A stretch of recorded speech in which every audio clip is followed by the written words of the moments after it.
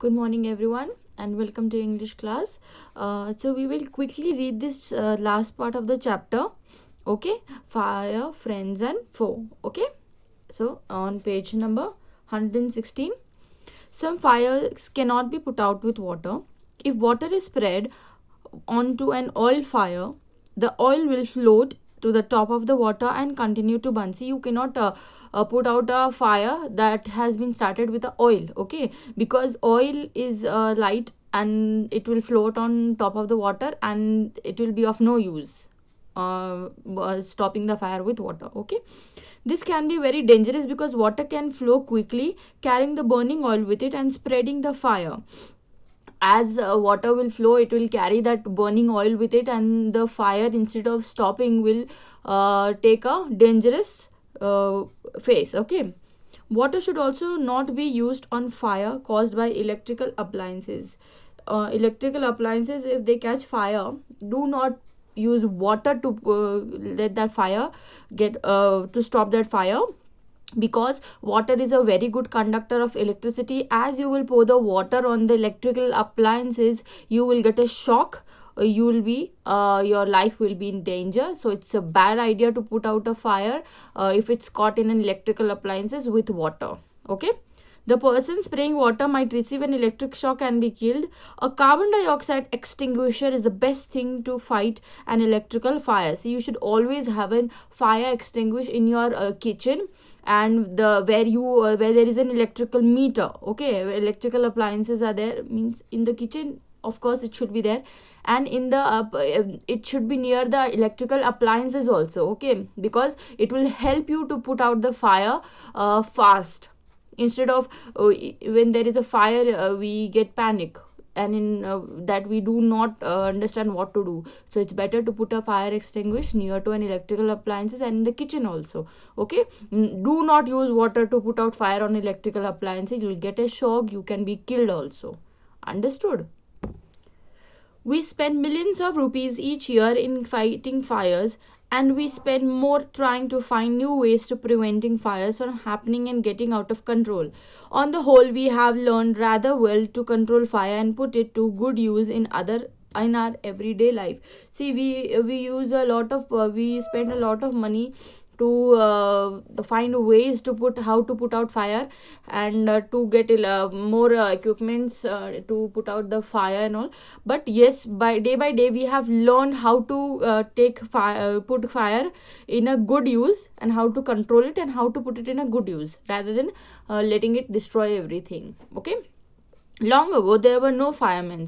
When the fire broke out, everybody became a firefighter. People formed human chains, they still do if required, and passed buckets of water from a well or a pond to the blaze. See, the first there were no firefighters in earlier time, but what people used to do, they used to make a human chain. Human chain means they stand in a line.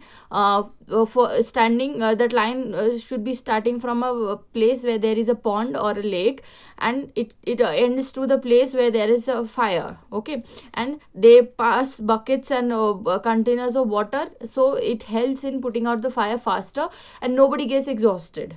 Okay, for running from pond, carrying that heavy basket and going back to the place where there is a fire, it takes a lot of time, it consumes a lot of time. So this human chain is the best idea to put out a fire. Okay, it is less exhausting, and the work is done faster also.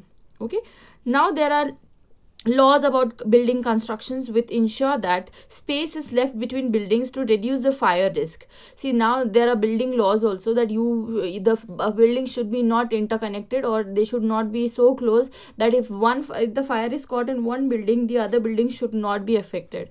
Okay, the same thing happens with the shops also. If the shops are so closely connected that one shop catches fire, the other shop also has to face the circumstances.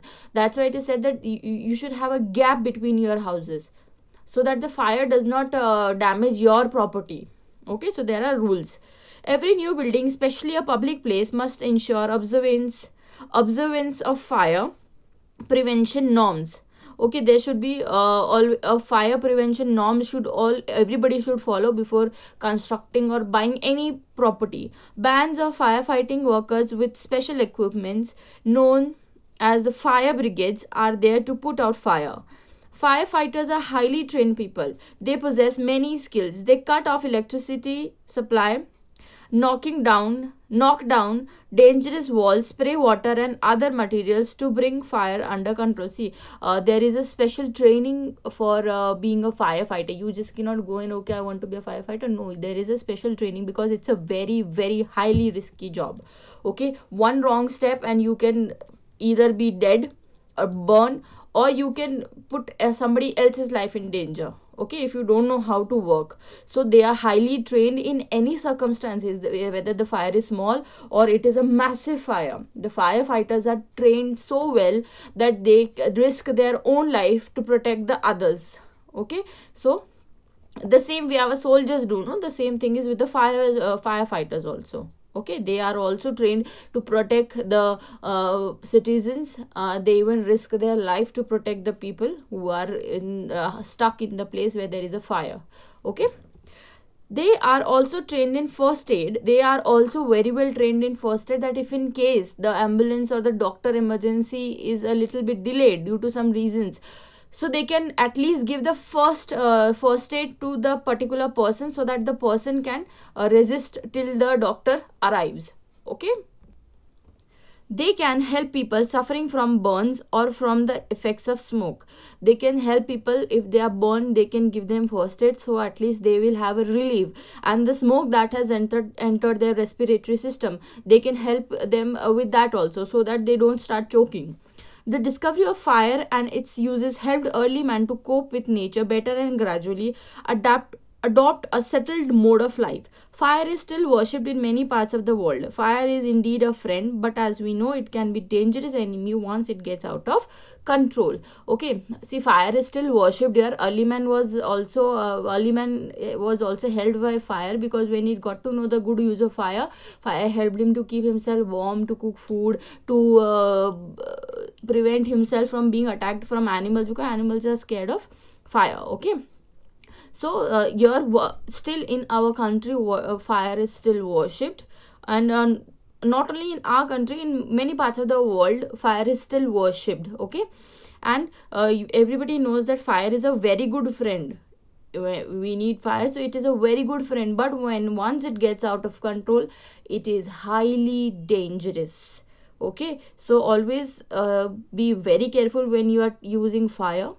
Okay, don't let it get out of control. And if by chance it gets out of control, use your brain, do not panic, and try to stop the fire. Okay, so here this chapter is over. And if you just go through the whole chapter, and if you have any kind of problem, you can ask. Thank you.